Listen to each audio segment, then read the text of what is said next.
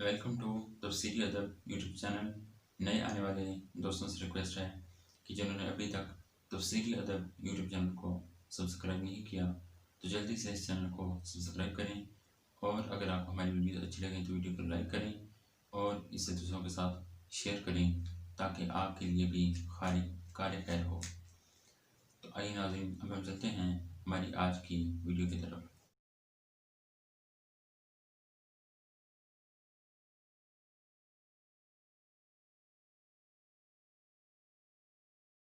السلام علیکم ناظرین، تفسیری ادب یوٹیوب چینل کے اندر آپ سب کو خوش آمدید کہتے ہیں۔ آج ہم اس عنوان کا مطالعہ کرنے جا رہے ہیں، قرآن مجید کی وہ سورۃ فاتحہ کا شان نزول ہے۔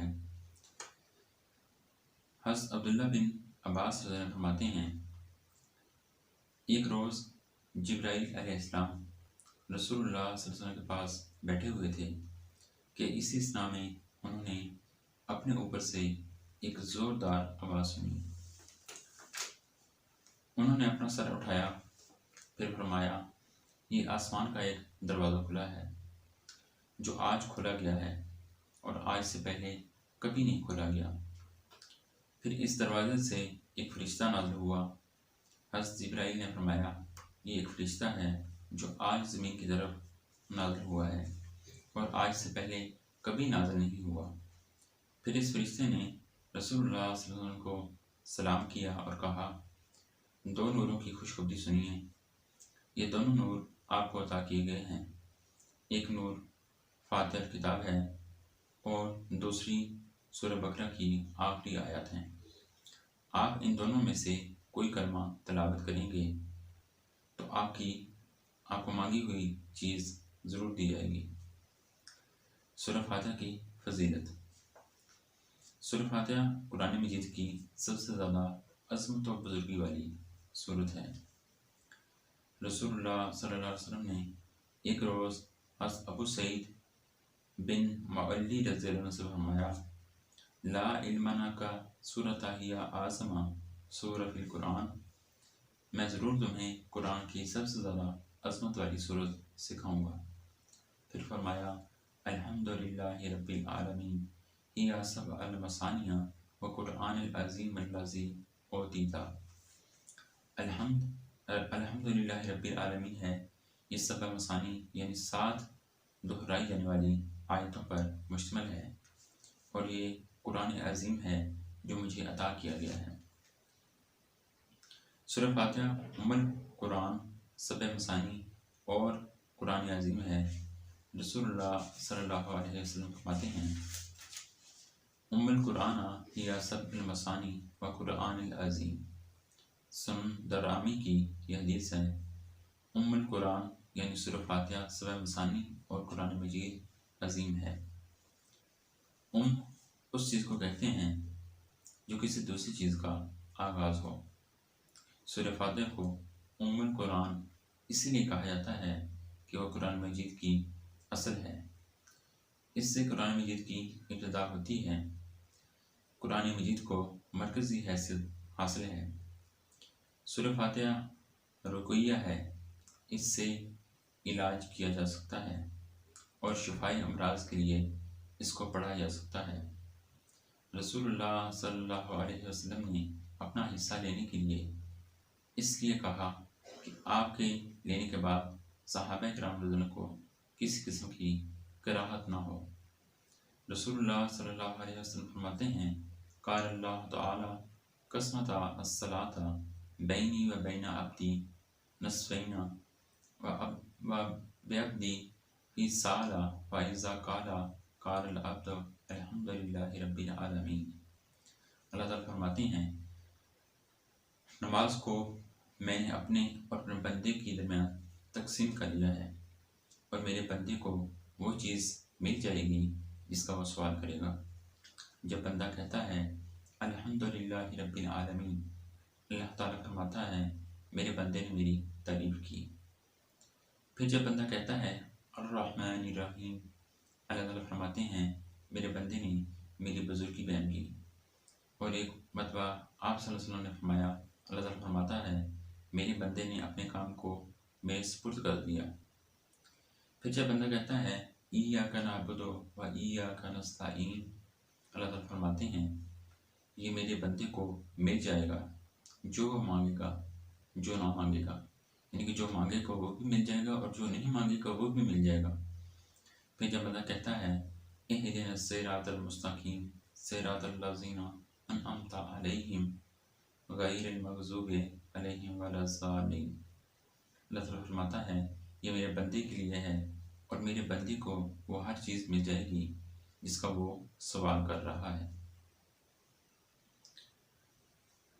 یہ روایت جو ہے یہ صحیح بخاری سے، سنن ترمذی، سنن ابی داؤد، سنن ابن ماجہ اور دیگر بہت سی کتابوں کے اندر ذکر کی گئی ہیں۔ اس حدیث سے معلوم ہوتا ہے کہ سورہ فاتحہ نماز کا بہت اہم جز ہے، اسی وجہ سے اس کو صلاۃ کہا گیا ہے۔ سورہ فاتحہ کی فضیلت اس چیز سے بھی ثابت ہوتی ہے کہ اس کے نازل ہونے کے بعد اس کو نازل کرنے کے لیے آسمان کا وہ دروازہ کھولا گیا جو اس سے پہلے کبھی نہیں کھولا گیا، اور فرشتہ اسے لے کر نازل ہوا جو اس سے پہلے کبھی نازل نہیں ہوا تھا۔ پھر فرشتے نے کہا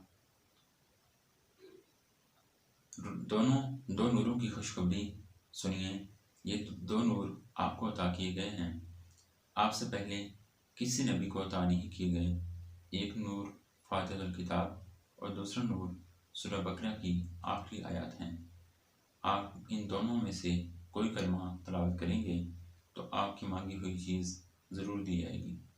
یہ صحیح مسلم کی حدیث ہے۔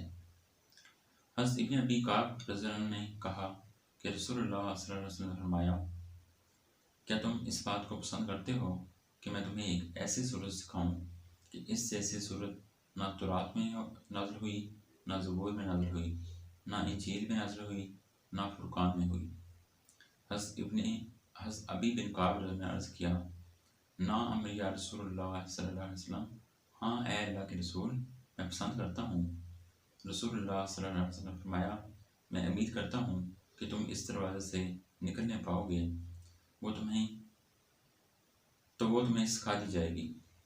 رسول اللہ صلی اللہ علیہ وسلم نے فرمایا والذی نفسی بیدہ ما انزل اللہ فی التوراۃ ولا فی الانجیل ولا فی الزبور ولا فی الفرقان مثلها وانما لسبع المثانی، قسم اس ذات کی جس کے ہاتھ میں میری جان ہے، اللہ نے اس صورت کے مثل نہ تورات میں کوئی صورت نازل کی، نہ انجیل میں، نہ زبور میں، نہ فرقان میں، اور بے شک وہ سبع مثانی ہے۔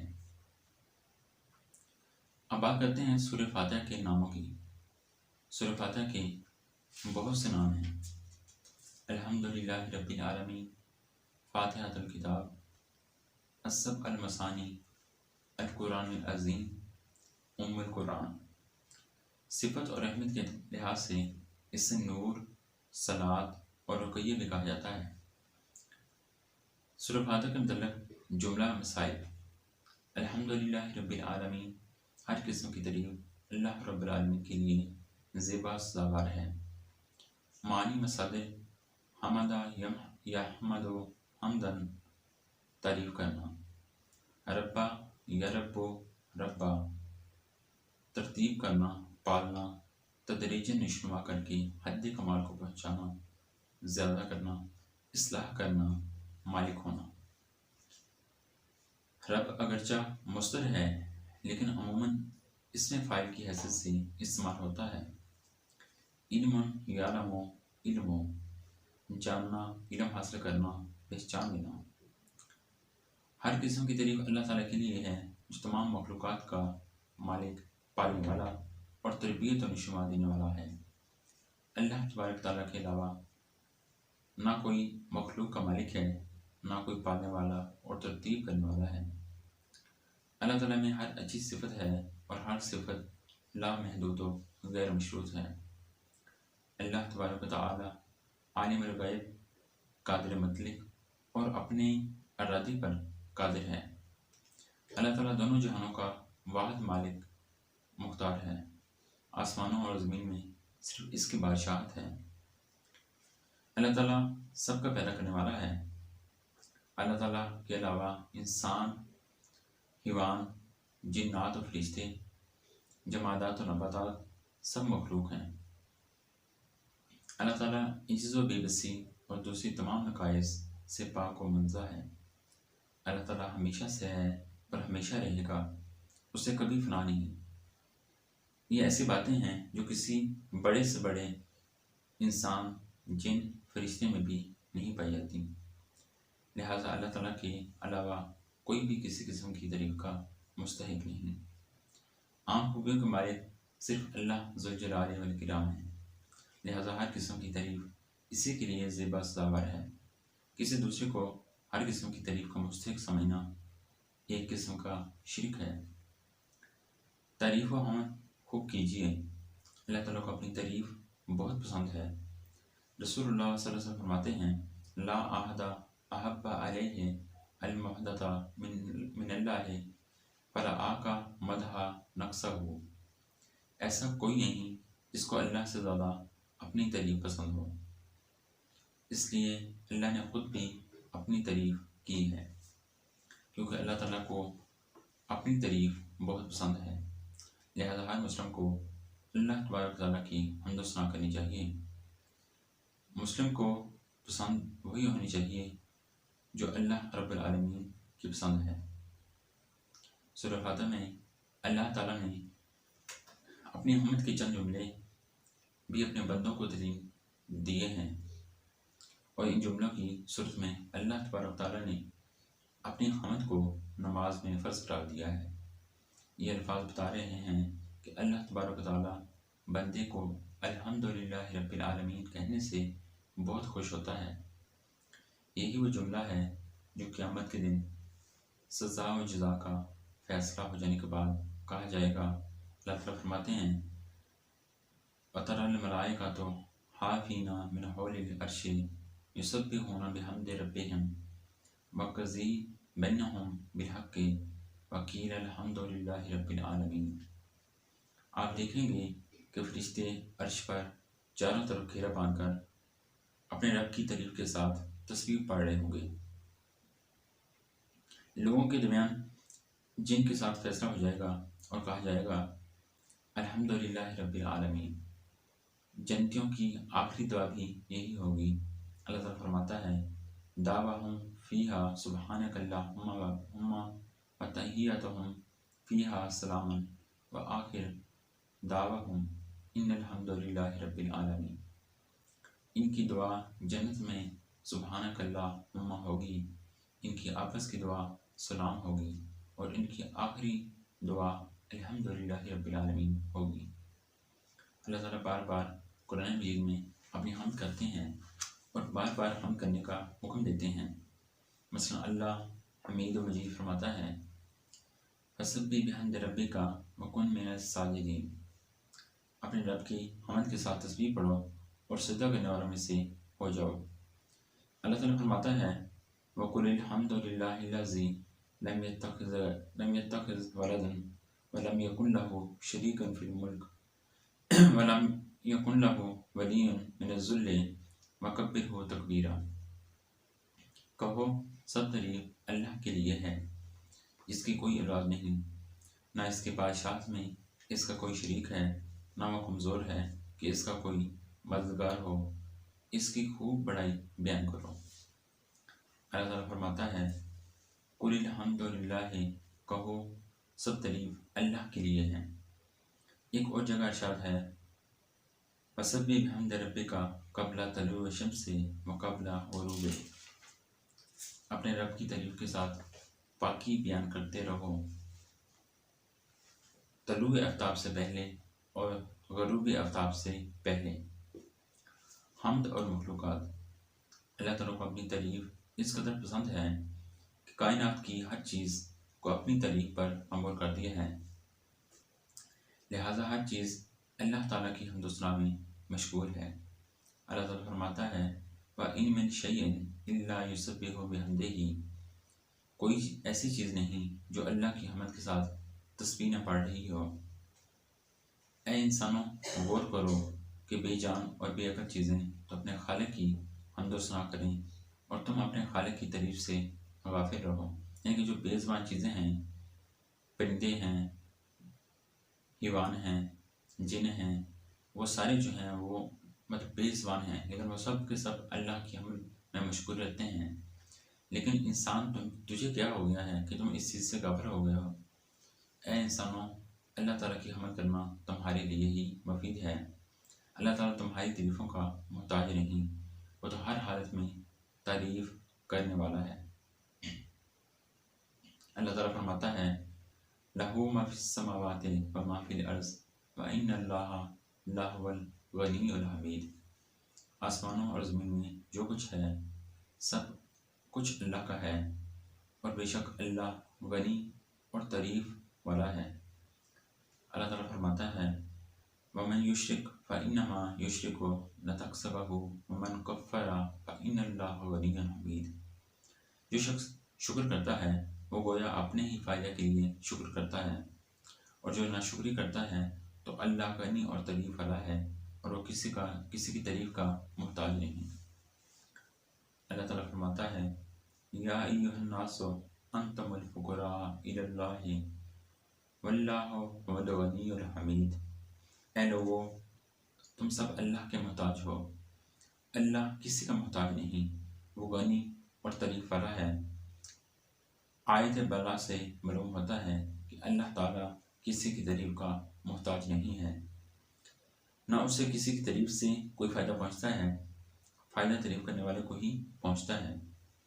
حمد کرنے والے کو جنت کی لازوال نعمتوں سے نوازا جاتا ہے، اور یہی حمد کا فائدہ ہے۔ لہٰذا اے لوگو، اگر جنت چاہیے تو اللہ کی خوب حمد و ثنا کرو۔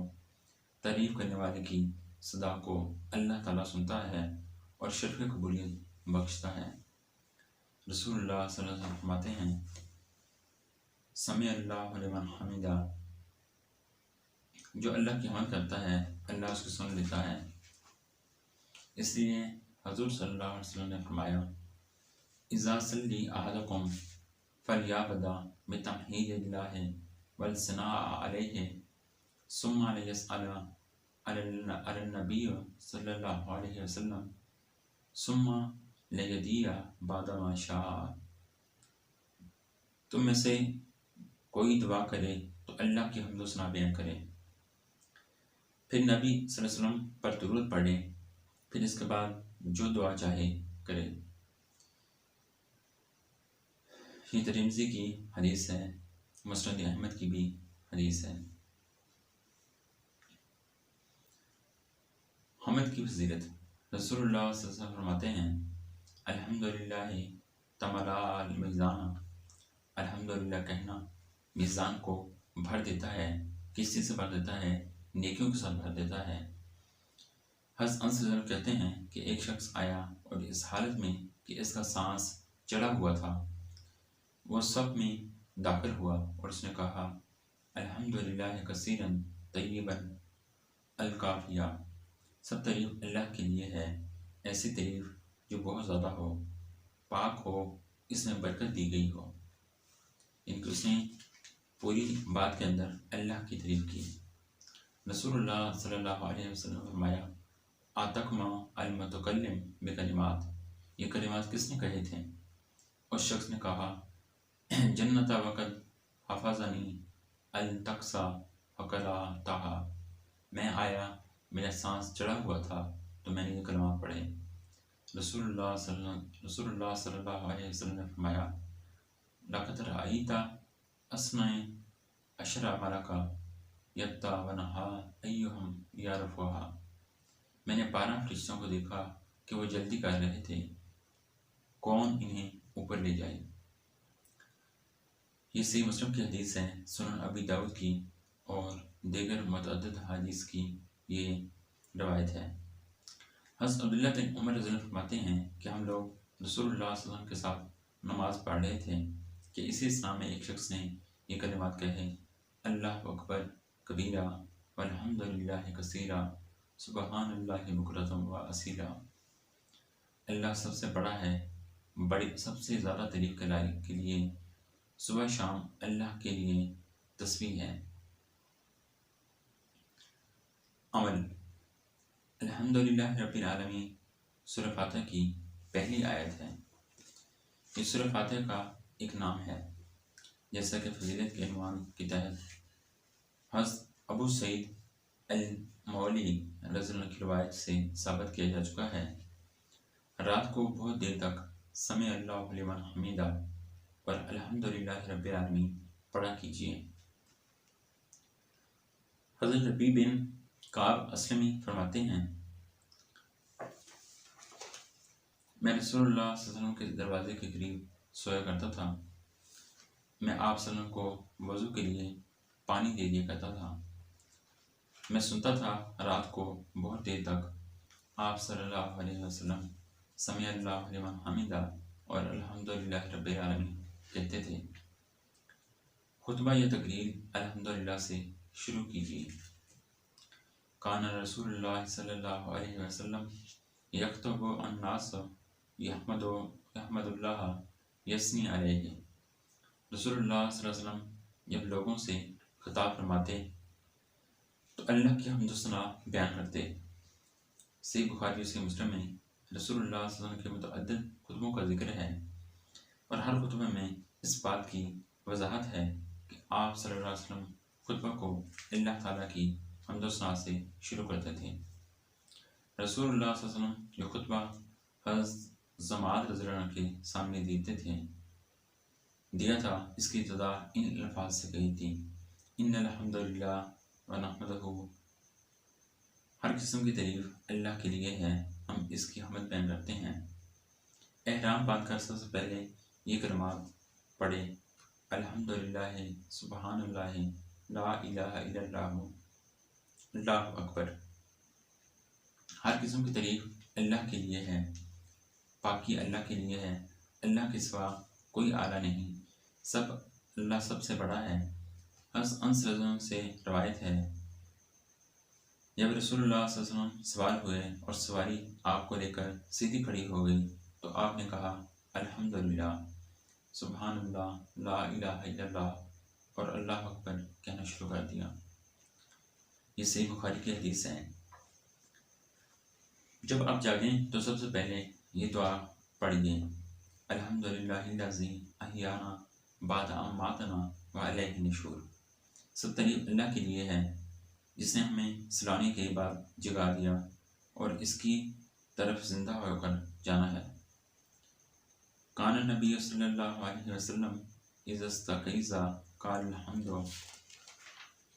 رسول اللہ صلی اللہ علیہ وسلم جب جاگتے تو یہ دعا پڑھتے تھے، الحمدللہ الذی احیانا بعد ما اماتنا والیہ النشور۔ یہ صحیح بخاری سے مسلم کی حدیث ہے، اور ترمذی اور سنن ابی داؤد کے اندر بھی یہ حدیث موجود ہے۔ جب آپ سونے کے لیے بستر پر آ جائیں تو یہ دعا پڑھیے، الحمدللہ الذی اطعمنا واسقانا وکفانا واعف عنا فکم ممن لا کافی لہ ولا موئی۔ سب تعریف اللہ کے لیے ہے جس نے کھلایا پلایا اور ہماری کفالت کی اور ہمیں ٹھکانہ دیا۔ کتنے آدمی ایسے ہیں جن کو کوئی نہ کوئی کفالت کرنے والا ہے اور نہ ٹھکانے دینے والا کوئی موجود ہے۔ یعنی کہ جب آپ بستر پر لیٹ جائیں تو یہ دعا پڑھیں۔ اس کے اندر یہ بتایا گیا ہے کہ یہ سب تعریف اللہ کے لیے ہیں جس نے کھلایا پلایا اور ہماری کفالت کی اور ہمیں ٹھکانہ دیا، یعنی کہ رہنے کے لیے جگہ دی۔ کتنے آدمی ایسے ہیں جن کا کوئی نہ کوئی کفالت کرنے والا، جن کا کوئی نہ کوئی کفالت کرنے والا ہے، نہ ٹھکانہ دینے والا، یعنی کہ نہ ان کے لیے کوئی کفالت کرنے والا ہے، وہ یتیم ہیں، بے آسرا ہیں، یا جس طریقے سے بھی ہیں، اور نہ ٹھکانہ دینے والا ہے، نہ ان کے پاس رہنے کے لیے گھر ہے۔ جیسے آپ دیکھتے ہیں کہ اکثر غریب لوگ فٹ پاتھ کے اوپر سو جاتے ہیں سردیوں کی ٹھنڈی راتوں میں، اور گرمیوں کی سخت گرمی کے اندر بھی وہ وہیں پر سو کر گزارا کرتے ہیں۔ حضرت انس فرماتے ہیں، ان رسول اللہ صلی اللہ علیہ وسلم اذا اوى الى فراشه قال الحمد۔ بے شک رسول اللہ صلی اللہ علیہ وسلم جب بستر پر آتے تو یہ دعا پڑھتے ہیں، الحمدللہ الذی اطعمنا واسقانا وکفانا واوعانا فقم ممن لا کافی لہو ولا مبیت۔ کھانا کھانے کے بعد جب دسترخوان اٹھایا جائے تو یہ دعا پڑھیں: الحمدللہ حمدا کثیرا طیبا مبارکا فیہ غیر مکفی ولا مودع ولا مستغنی عنہ ربنا۔ تعریف اللہ کے لیے ہے، ایسی تعریف جو کثرت سے ہو، پاک ہو، ببرکت ہو، نہ کافی سمجھی گئی ہو نہ چھوڑی گئی ہو، اور اے اللہ، اے ہمارے رب، کوئی بھی اس سے بے پرواہ نہیں۔ حضرت ابو امامہ رضی اللہ عنہ کہتے ہیں: ان نبی صلی اللہ علیہ وسلم اذا رفع مائدتہ قال الحمد للہ کثیرا۔ صحیح بخاری کی حدیث ہے کہ جب رسول اللہ صلی اللہ علیہ وسلم دسترخوان اٹھاتے تو یہ دعا پڑھتے الحمدللہ کثیرا، وہ جو دعا ہم قبل پڑھ چکے ہیں۔ جب آپ کچھ کھائیں پئیں تو ہر دفعہ کھانے اور پینے کے بعد الحمدللہ کہو۔ رسول اللہ صلی اللہ علیہ وسلم فرماتے ہیں: ان اللہ لا یرضی عن الابدان یاکل اکلۃ فیحمد علیہا ویشرب شربۃ اشربۃ فیحمدہ علیہا۔ صحیح مسلم کی حدیث ہے، بے شک اللہ اس بندے سے راضی ہو جاتا ہے جو ہر کھانے اور پینے کے بعد اس کی حمد کرے۔ جب چھینک آئے تو الحمدللہ یا الحمدللہ رب العالمین کہے۔ رسول اللہ صلی اللہ علیہ وسلم فرماتے ہیں: اذا عطس احدکم فلیقل الحمدللہ فلیقل الحمدللہ۔ جب تم میں سے کسی کو چھینک آئے تو الحمدللہ کہے۔ رسول اللہ صلی اللہ علیہ وسلم فرماتے ہیں: اذا عطس احدکم فلیقل الحمدللہ رب العالمین۔ یہ ترمذی کی حدیث ہے، جب تم میں سے کسی کو چھینک آئے تو وہ کہے الحمدللہ رب العالمین۔ جب آپ اچھا خواب دیکھیں تو الحمدللہ کہیے۔ رسول اللہ صلی اللہ علیہ وسلم فرماتے ہیں: اذا رأى احدکم رؤیا یحبھا فانما ہی من اللہ فلیحمد۔ صحیح بخاری کی حدیث ہے، جب تم میں سے کوئی ایسا خواب دیکھے جو اسے اچھا معلوم ہو تو وہ یقیناً اللہ کی طرف سے ہے، لہٰذا اسے اللہ کی حمد کرنی چاہیے۔ جب کوئی بہتری بھلائی دیکھے تو الحمدللہ کہیے۔ رسول اللہ صلی اللہ علیہ وسلم فرماتے ہیں: من وجد خیر فلیحمد للہ ومن وجد غیر ذلک فلا یلوم نفسہ۔ جو شخص بھلائی پائے اسے اللہ کی حمد کرنی چاہیے، اور جو اس کے علاوہ کوئی چیز پائے تو وہ اپنے نفس کے علاوہ کسی کو ملامت نہ کرے۔ جب ابر کھل جائے تو الحمدللہ پڑھیے۔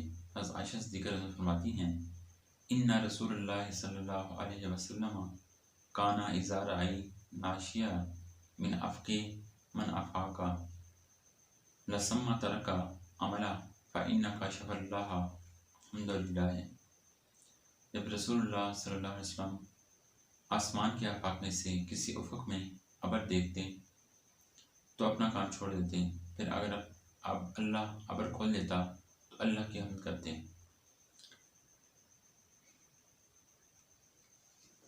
یعنی کہ جب آسمان پر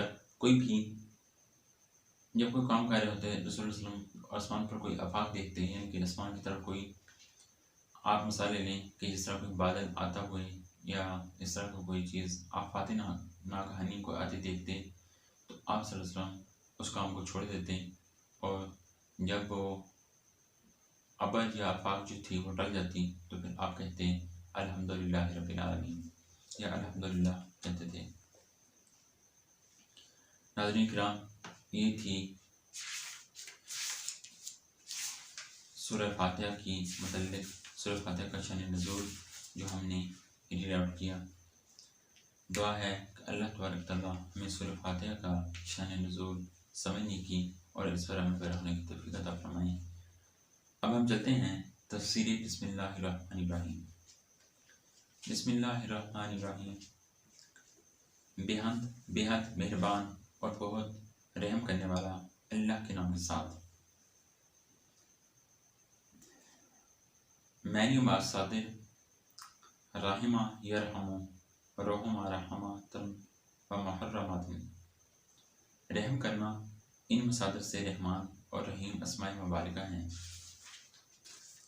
شان نزول عبداللہ بن عباس فرماتے ہیں کان رسول اللہ صلی اللہ علیہ وسلم لا یعرف ففقل السورۃ حتی ینزل علیہ بسم اللہ الرحمن الرحیم۔ رسول اللہ صلی اللہ علیہ وسلم سورت کے علیحدہ ہونے کو نہیں پہچانتے تھے جب تک بسم اللہ الرحمن الرحیم نہ نازل ہوتی، یعنی کہ جب تک بسم اللہ الرحمن نازل نہیں ہوتی تھی تو اللہ کے رسول ایک سورت کے ختم ہو جانے کو پہچانتے نہیں تھے۔ ایک دن رسول اللہ صلی اللہ علیہ وسلم نے فرمایا انزلت علی انکا سورۃ فقرأ بسم اللہ الرحمن الرحیم انا اعطیناک الکوثر فصلی لربک وانحر ان شانئک ھو الابتر۔ مجھ پر ابھی تک ایک سورت نازل ہوئی ہے، پھر آپ صلی اللہ علیہ وسلم نے یہ سورت تلاوت فرمائی۔ ان حدیثوں سے یہ ثابت ہوتا ہے کہ بسم اللہ الرحمن الرحیم ہر سورت کی ابتدائی آیت ہے، لیکن سورت کی آیتوں میں سے اس کا شمار نہیں ہوتا، جیسا کہ حضرت انس رضی اللہ عنہ سے روایت ہے کہ آپ صلی اللہ علیہ وسلم نے فرمایا سورت من القرآن ماہیہ الثلاثون آیتن خامسۃ ان صاحبہا حتی ادخلتہ الجنۃ وہی سورۃ تبارکہ۔ قرآن میں ایک سورت ہے جو 30 آیتوں پر مشتمل ہے، وہ اپنے پڑھنے والے کے لیے جھگڑی یہاں تک کہ اس جنت میں داخل کر دیا گیا، اور وہ سورت تبارک ہے۔ اس حدیث میں رسول اللہ صلی اللہ علیہ وسلم نے بسم اللہ الرحمن الرحیم کو شمار نہیں کیا۔ اللہ اس میں ذات ہے، یہ خالق کائنات کا اصلی نام ہے، اس کا کوئی ترجمہ نہیں ہو سکتا۔ اللہ کے جو ترجمے اب تک کیے جا رہے ہیں، خواہ وہ کسی زبان میں ہوں، اللہ تبارک تعالیٰ کے شیان نہیں۔ اللہ تبارک تعالیٰ کے لیے جو الفاظ مختلف مذاہب میں استعمال ہوتے ہیں، وہ ان اہل مذاہب کی اصطلاح کے لحاظ سے اللہ تعالیٰ کے لیے مناسب نہیں۔ مثلاً خدا، گاڈ، ان الفاظ سے نقص کا پہلو نکلتا ہے۔ مثلاً خدا یہ فارسی زبان کا لفظ ہے، پارسیوں کے عقیدہ کے مطابق خدا 2 ہیں، ایک نیکی کا خدا جسے یزدان کہتے ہیں، دوسرا بدی کا خدا جسے ارحمن کہتے ہیں۔ گویا ہر خدا ناقص ہے، ہر ایک کی بادشاہت ناقص ہے، لیکن اللہ تعالیٰ کی ذات نقص سے منزہ ہے، اس کے بادشاہ کامل ہے، ناقص نہیں۔ اللہ تعالیٰ فرماتا ہے سبحان اللہ رب العالمین، اللہ رب العالمین سے منزہ ہے، یعنی کہ اللہ تعالیٰ تمام جہانوں کا پالنے والا ہے۔ اللہ تعالیٰ نے قرآن مجید میں اس بات کو بار بار دہرایا ہے کہ اللہ تعالیٰ تمام کمزوریوں، مجبوریوں، برائیوں اور نقائص سے بالکل پاک ہے۔ اس کی حکومت نیکی پر بھی ہے اور بدی پر بھی، کیونکہ پارسائیوں کے عقیدہ کے مطابق خدا ناقص ہے، لہٰذا اللہ تبارک تعالیٰ کے لیے خدا استعمال نہیں کرنا چاہیے۔ اللہ تعالیٰ فرماتا ہے وَلِلَّهِ الْأَسْمَاءُ الْحُسْنَىٰ فَادْعُوهُ بِهَا وَذَرُوا الَّذِينَ يَلْحَدُونَ فِي أَسْمَائِهِ سَيَجْزَوْنَ مَا كَانُوا يَعْمَلُونَ۔ اللہ کے اچھے اچھے نام ہیں، انہی ناموں سے پکارا کرو، یعنی کہ اللہ کو جب پکارنا ہو تو اللہ کو انہی ناموں سے، اچھے اچھے ناموں سے پکارنا چاہیے۔ جو لوگ اس کے ناموں میں کجی ہیں، یعنی اس کے ناقص نام تجویز کرتے ہیں یا اس کا نام بگاڑتے ہیں، اس سے بیزار ہو، عنقریب وہ اپنے عملوں کی سزا پائیں گے۔ رحمان مبالغہ کا صیغہ ہے اور اللہ تعالیٰ کے علاوہ کسی کے لیے زیبا نہیں، اس لیے اللہ تعالیٰ نے اسم رحمان کو تقریباً اسم ذات کی طرح استعمال کیا ہے۔ مثلا اللہ تعالیٰ فرماتا ہے وَا یکفرون بالرحمن قل ھو ربی لا الہ الا ھو۔ یہ کافر رحمان کا انکار کر رہے ہیں، اے رسول صلی اللہ علیہ وسلم آپ کہہ دیجئے صرف وہی تو میرا رب ہے، اس کے سوا کوئی الہ نہیں، یعنی کہ وہی اللہ تعالیٰ ہی تو میرا رب ہے، اس کے علاوہ کوئی الہ نہیں، کوئی عبادت کے لائق نہیں، کوئی معبود نہیں۔ اللہ تعالیٰ فرماتا ہے کہ اذا تتلی علیہم آیات الرحمن خروا سجدا وبکیا، جب ہدایت یاب لوگوں کے سامنے رحمان کی آیتیں پڑھی جاتی ہیں تو وہ سجدہ میں گر پڑتے ہیں اور روتے رہتے ہیں۔ اللہ تعالیٰ فرماتا ہے الرحمن علی العرش استویٰ، اور وہ رحمان ہے جو عرش پر جلوہ افروز ہے، یعنی کہ عرش پر مستوی ہے۔ اللہ تعالیٰ فرماتا ہے الرحمن علم القرآن، اور وہ رحمان ہے جس نے قرآن کی تعلیم دی۔ کفار مکہ رحمان سے ناواقف تھے اور اس کے لکھنے والے کو ناپسند کرتے تھے۔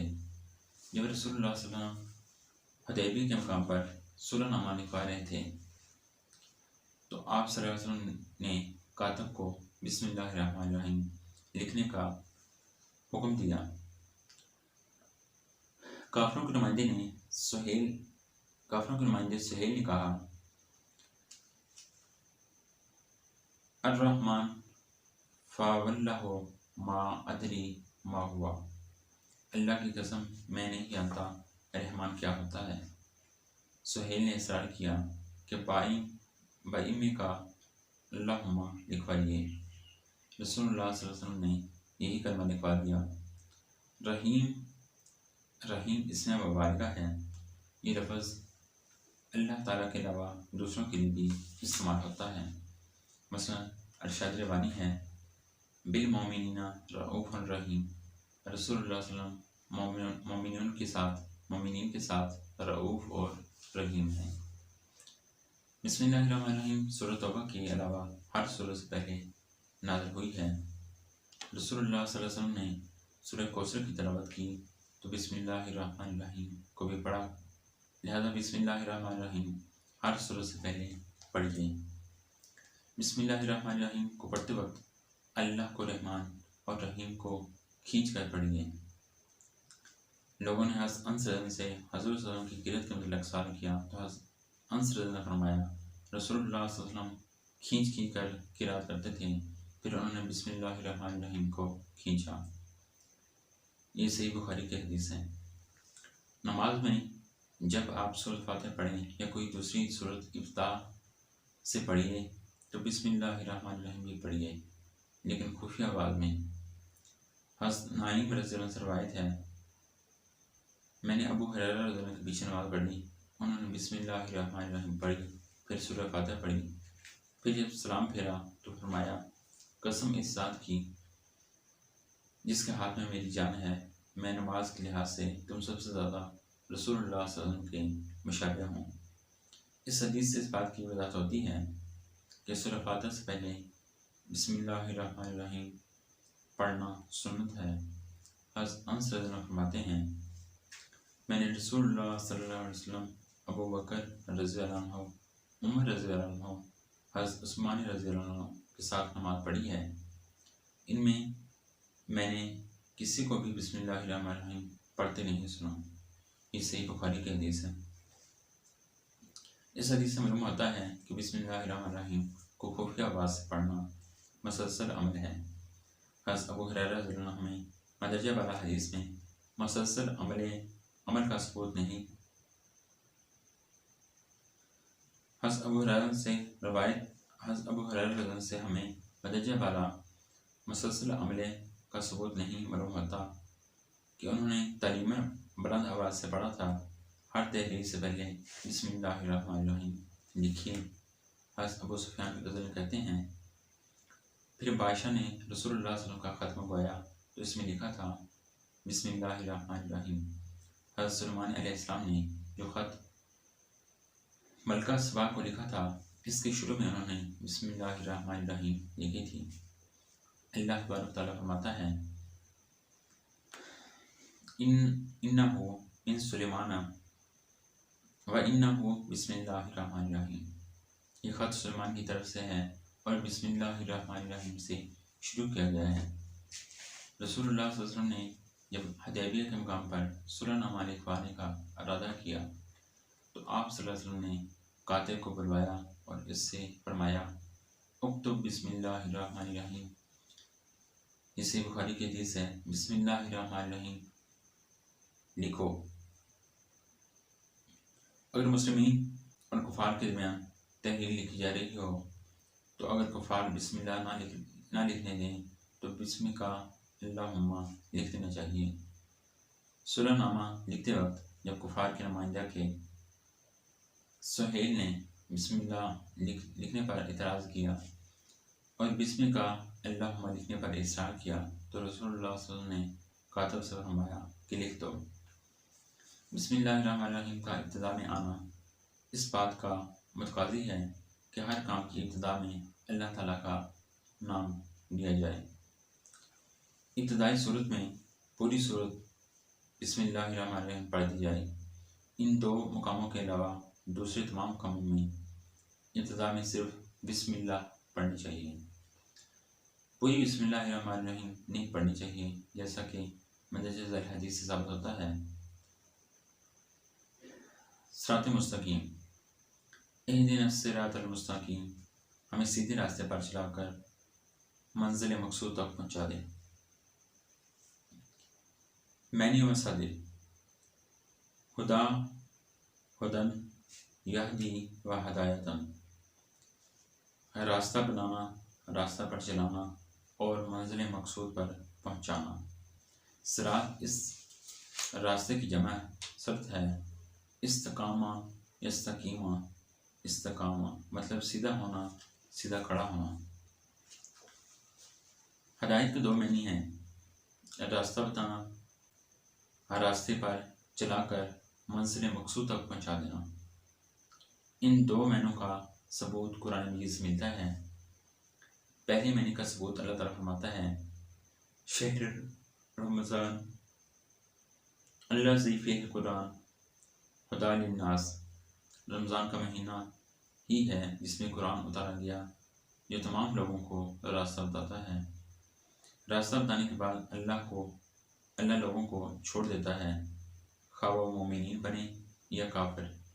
قرآن مجید میں ایمان لائیں، قرآن مجید پر ایمان لائیں یا اس کے احکام پر چلیں یا ان سے انحراف کریں۔ اللہ تعالیٰ فرماتا ہے قُلِ الْحَقُّ مِن رَبِّكُمْ فَمَنْ شَاءَ فَلْيُؤْمِنْ وَمَنْ شَاءَ فَلْيَكْفُرْ۔ اے اللہ کے رسول کہہ دیجئے حق تمہاری رب کی طرف سے آ چکا ہے، آپ جو چاہے ایمان لائے اور جو چاہے انکار کرے۔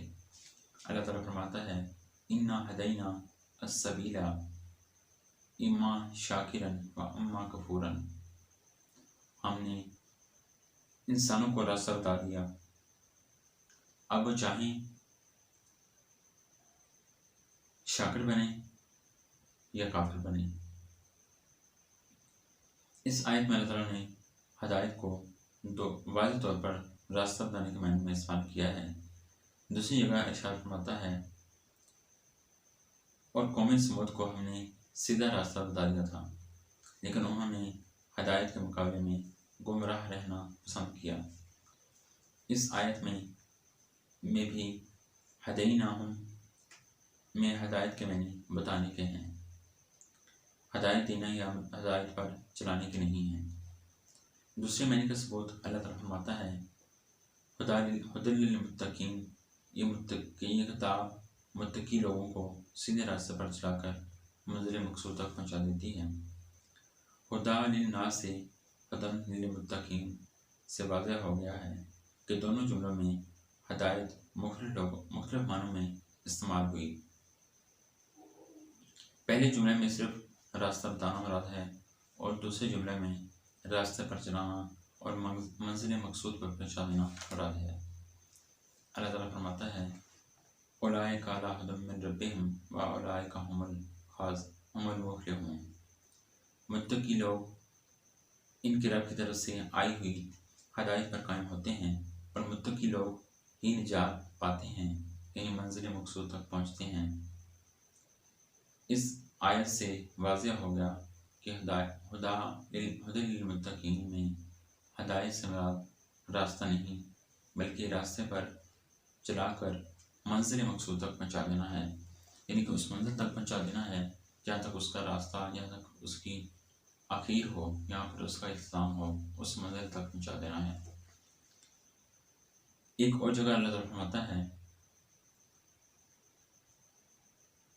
واللہ لا یہدی القوم الکافرین، اللہ کافروں کو سیدھے راستے پر چلا کر منزل مقصود تک نہیں پہنچاتا۔ اللہ تعالیٰ فرماتا ہے فمن یرد اللہ بہ ان یہدیہ یشرح صدرہ للاسلام، اللہ جس شخص کو راہ راست پر چلا کر منزل مقصود تک پہنچانا چاہتا ہے، اس کے سینے کو اسلام کے لیے کھول دیتا ہے۔ اس آیت میں یہدیہ سے مراد اللہ کا راستہ بتانا نہیں ہو سکتا، اس لیے کہ راستہ بتانا تو اللہ ہر ایک کو چاہتا ہے، لیکن صرف چاہتا ہی نہیں بلکہ بتا دیتا ہے، اور یقیناً اس نے انبیاء اور رسول علیہ السلام کو بھیج کر راستہ بنا دیا ہے۔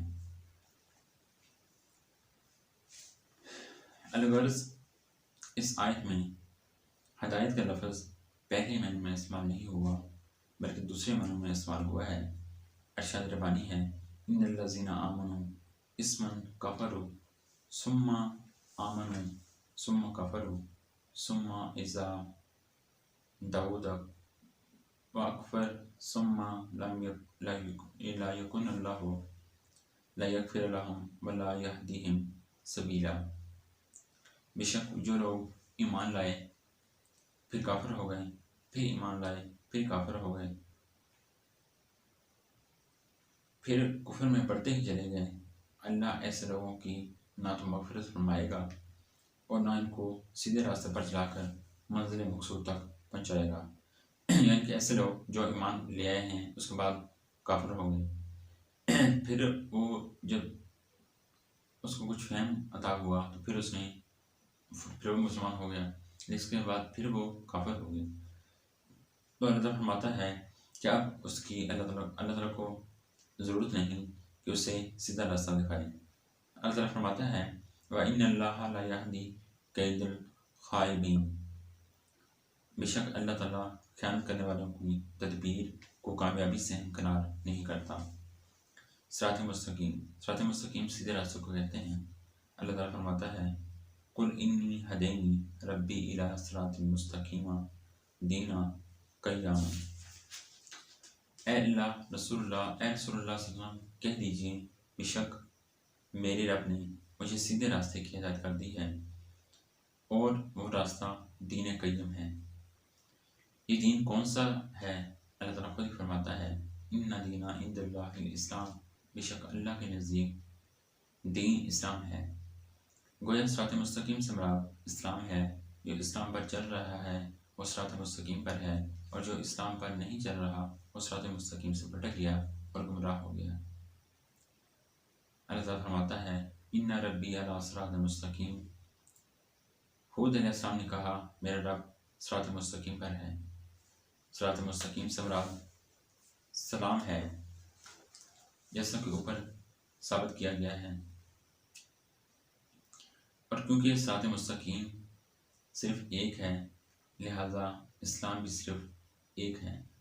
اب اسلام یا صرف صراط مستقیم سے جو لوگ ادھر ادھر نکل گئے ان کے راستے اسلام نہیں ہو سکتے، اس لیے ایک تو اسلام کئی نہیں ہو سکتے، دوسرا یہ کہ حدیث والا کے مطابق یہ شیطانی راستے ہیں اور شیطانی راستے کبھی اسلام نہیں ہوا کرتے۔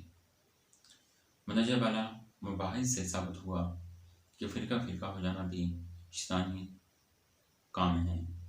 رسول اللہ صلی اللہ علیہ وسلم کی بنائی ہوئی شکل سے ظاہر ہے یہ شخص بھی ان شیطانی راستوں میں سے کسی راستے پر چلے گا، وہ یقیناً جتنا آگے جائے گا صراط مستقیم سے دور ہوتا چلا جائے گا۔ صراط مستقیم کی طرف واپس لوٹنے کا ایک راستہ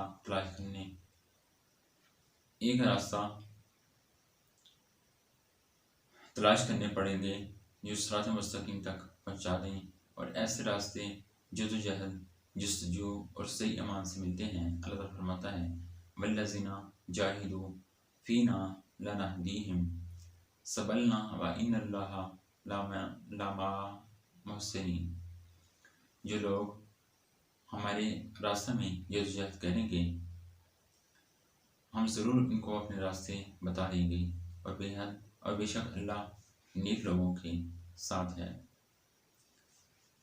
ایک اور جگہ اللہ فرماتا ہے وَإِنَّ اللَّهَ لَهَادِ الَّذِينَ آمَنُوا إِلَىٰ صِرَاطٍ مستقیم، بے شک ایمان والوں کو صراط مستقیم کی رہنمائی ہے۔ بے شک اللہ ایمان والوں کو صراط مستقیم کی رہنمائی کرتا ہے۔ ان آیات سے معلوم ہوتا ہے کہ جو لوگ ایمان لے آئیں اللہ کی رضا کے طلبگار ہوتے ہیں، پھر صراط مستقیم کے لیے جدوجہد صحیح و کوشش بھی کرتے ہیں، انہیں اللہ صراط مستقیم کی طرف لے جانے والے راستوں کی ہدایت کرتا ہے اور انہیں صراط مستقیم پر لے جاتا ہے۔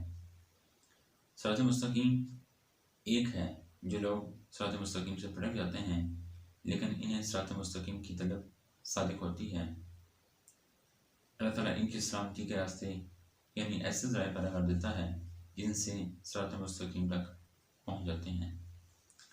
اللہ تک پہنچنے کا صرف ایک ہی راستہ ہے اور وہ صراط مستقیم ہے۔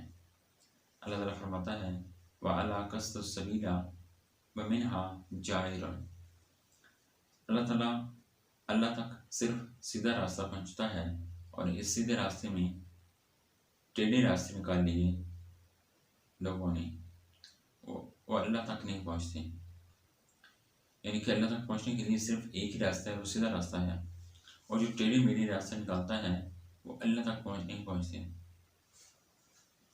اللہ رب العزت تک پہنچنے کا راستہ بالکل سیدھا ہے، اس راستے میں کچھ بھی پیدا کرنا مومنین کا شیوا نہیں ہو سکتا، یہ تو کافروں کا شیوا ہے۔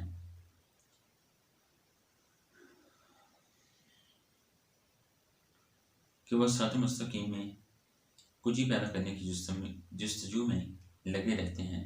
اللہ تعالیٰ فرماتا ہے وَوَيْلٌ لِّلْكَافِرِينَ مِنْ عَذَابٍ شَدِيدٍ الَّذِينَ يَجِدُونَ الْحَيَاةَ الدُّنْيَا عَلَى الْآخِرَةِ وَيَصُدُّونَ عَنْ سَبِيلِ اللَّهِ وَيَبْغُونَهَا عِوَجًا أُولَٰئِكَ فِي ضَلَالٍ بَعِيدٍ، کافروں کے لیے سخت عذاب کے باعث بڑی خرابی ہے۔ یہ وہ لوگ ہیں جو آخرت کے مقابلے میں دنیا کی زندگی سے محبت کرتے ہیں اور لوگوں کو اللہ کے راستے سے روک دیتے ہیں اور اس میں کچھ ہی کے متلاشی رہتے ہیں تاکہ لوگوں کو اصل راستے سے ہٹا کر ٹیڑھے راستے پر لگا دیں۔ اللہ ایسے لوگ شدید قسم کی گمراہی میں مبتلا ہیں۔ جن لوگوں پر اللہ نے فضل کرم کیا تھا وہ 4 قسم کے لوگ ہیں۔ اللہ تعالیٰ فرماتا ہے وَمَن يُطِعِ اللَّهَ وَرَسُولَهُ فَأُولَٰئِكَ مَعَ الَّذِينَ أَنْعَمَ اللَّهُ عَلَيْهِم مِّنَ النَّبِيِّينَ وَالصِّدِّيقِينَ وَالشُّهَدَاءِ وَالصَّالِحِينَ وَحُسْنَ أُولَٰئِكَ رَفِیقًا، جو لوگ اللہ کی اور رسول اللہ صلی اللہ علیہ وسلم کی اطاعت کریں گے وہ ان لوگوں کی رفاقت اور معیت میں ہوں گے جن پر اللہ نے فضل و کرم کیا تھا، یعنی انبیاء، صدیقین، شہداء اور صالحین، اور ان لوگوں کی رفاقت و معیت میں بھی بہت اچھی چیز ہے۔ یعنی صراط مستقیم اللہ کا راستہ ہے، رسول اللہ صلی اللہ علیہ وسلم کا راستہ ہے، دین اسلام ہے، تو پھر یہ بات غور طلب ہے کہ اس راستے کی نسبت انبیاء، صدیقین، شہداء اور صالحین کی طرف کرنے میں کیا مصلحت ہے۔ مزید برآں جب ہم اللہ رب العزت سے دعا کرتے ہیں تو صراط مستقیم پر چلا تو آخر اللہ تعالیٰ کے لیے وضاحت کی کیا ضرورت ہے کہ اللہ تعالیٰ بھی ہماری وضاحت کا محتاج ہے۔ تو اس کا جواب یہ ہے کہ یہ نسبت ہمارے لیے ایک قسم کا سبق ہے۔ ہمیں اس بات کا یقین ہو جاتا ہے کہ انبیاء، صدیقین، شہداء اور صالحین ہمیشہ صراط مستقیم یعنی اسلام پر چلتے رہیں اور صراط مستقیم پہ چلنا ہوگا، یعنی اسلام پر عمل کرنا ہوگا۔ دوسرے لفظوں میں ہم یہ کہہ سکتے ہیں کہ جو شخص صراط مستقیم پر نہیں چلتا وہ انعام الہی سے محروم رہتا ہے، وہ نہ تو اللہ کا محبوب بن سکتا ہے اور نہ ولی۔ بات کرتے ہیں عمل کی۔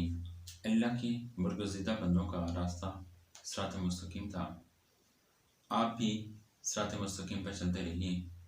مختلف فرقوں نے صراط مستقیم سے الگ ہو کر جو راستے اور مذہب بنا لیے ہیں ان سے دور رہیے، اور نہ اللہ تعالیٰ کے انعام یافتہ بندے ان راستوں پر چلیں اور نہ آپ ان راستوں پر چلیے۔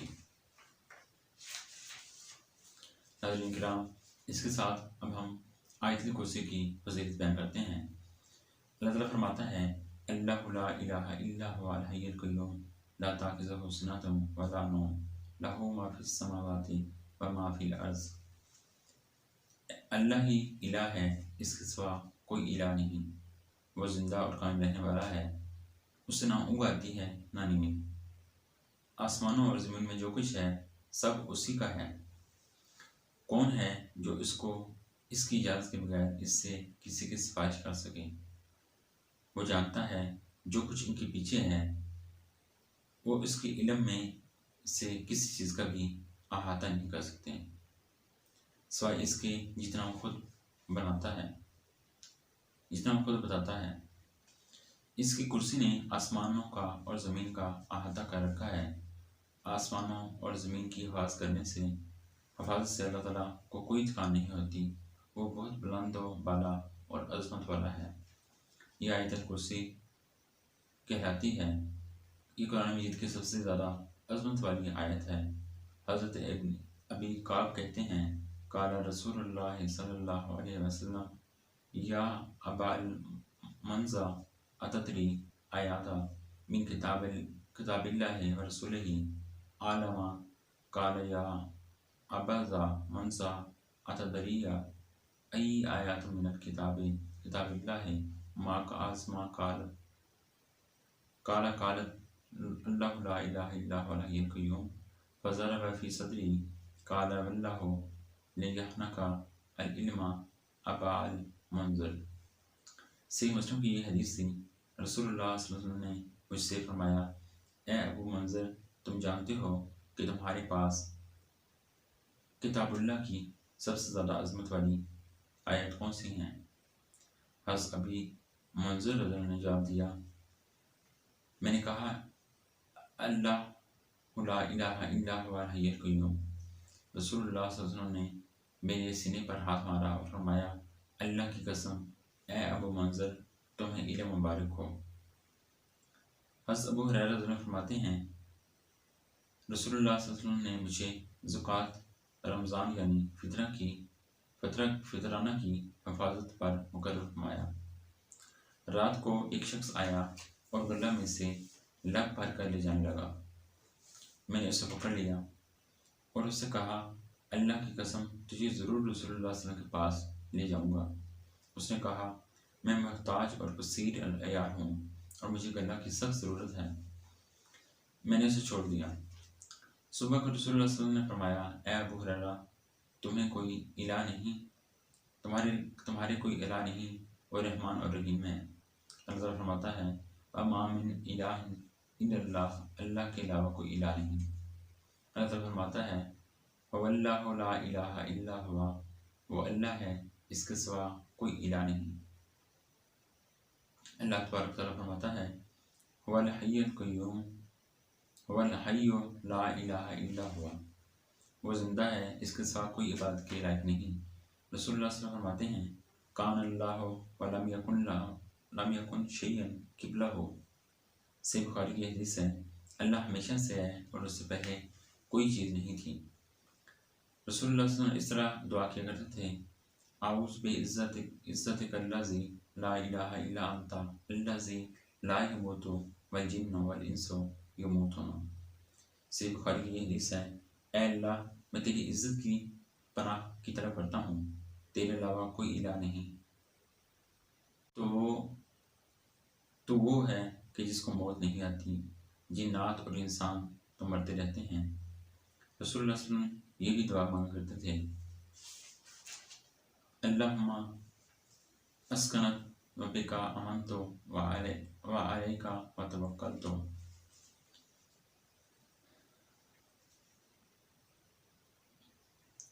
अल्लाह ताला फरमाता है, अल्लाहु ला इलाहा इल्ला हुवा, अल्लाह के सिवा कोई इलाह नहीं, इलाह सिर्फ एक है, दूसरा कोई नहीं। अल्लाह ताला फरमाता है, व इलाहुकुम इलाहुन वाहिद ला इलाहा इल्ला हुवा अर्रहमानुर रहीम। ऐ लोगों, तुम्हारा इलाह तो बस एक है, इलाह है, इसके सिवा कोई नहीं। ऐ अल्लाह, मैं तेरे लिए इस्लाम लाता हूँ, तुझ पर ईमान लाता हूँ, तुझ पर भरोसा करता हूँ, तेरी तरफ रुजू करता हूँ और तेरी मदद से लड़ता हूँ। ऐ अल्लाह, तेरे सिवा कोई इलाह नहीं। मैं तेरी इज्जत की पनाह तलब करता हूँ कि तू मुझे गुमराह कर दे तो ही है जिसको मौत नहीं आती, और जिन्नात और इंसान तो मरते रहते हैं। अल्लाह ताला जिंदा है, जिंदा रहने वाला है, कायम है और कायम रहने वाला है और कायम रखने वाला है। अल्लाह ताला फरमाता है, इन्नल्लाह यमसिकु समावाति वल अर्ज़ अन तज़ूला। अल्लाह ताला आसमान और ज़मीन को थामे हुए हैं कि कहीं अपनी जगह से टल ना जाए। फिर अल्लाह ताला फरमाता है, ला ताखिज़ुहु सिनतुन वला नौम। अल्लाह ताला को ना ऊँग आती है और ना नींद आती है, और अगर अल्लाह ताला को ऊँग या नींद आ जाए तो निज़ाम कायनात कैसे चल सकता है। ऊँग या नींद एक किस्म की गफलत है। अल्लाह ताला गफलत से पाक है, वो हर वक्त निगरान है, किसी वक्त भी गाफिल नहीं होता। अल्लाह ताला फरमाता है, वमल्लाहु बिगाफिलिन अम्मा तामलून। अल्लाह ताला तुम्हारे अमाल से गाफिल नहीं है। अल्लाह ताला फरमाता है, वला तहसबन्नल्लाह गाफिलन अम्मा यामल ज़ालिमून। ये हरगिज़ ख्याल ना करना, जालिम जो कुछ कर रहे हैं अल्लाह इससे गाफिल है। अल्लाह ताला फरमाता है, वला तालूना अमला अलकुनाना अलैकुम शहूदा इज़ा तफीज़ूना फीही। जब तुम किसी भी अमल में मसरूफ़ होते हो तो हम तुम पर निगरान होते हैं। फिर अल्लाह ताला फरमाता है, लिल्लाहि मा फ़िस समावाति व मा फ़िल अर्ज़। जो कुछ आसमानों और ज़मीन में है सब अल्लाह का है। फिर अल्लाह ताला फरमाता है, मन ज़ल्लज़ी यशफ़अ इंदहु इल्ला बिइज़्निही। कौन है जो अल्लाह ताला के यहाँ सिफारिश करेगा, यानी बगैर इजाज़त के कोई सिफारिश नहीं कर सकता। अल्लाह ताला फरमाता है, मा मिन शफ़ीइन इल्ला बाद अन तहू। यानी अल्लाह ताला की इजाज़त के कोई सिफारिश करने वाला नहीं, बगैर अल्लाह ताला की इजाज़त के कोई सिफारिश करने वाला नहीं। यानी कि हर चीज़ जो है वो अल्लाह की इजाज़त से होती है। अल्लाह की इजाज़त की सिफारिश करने वाला कोई भी नहीं है। नाज़रीन किराम, ये थी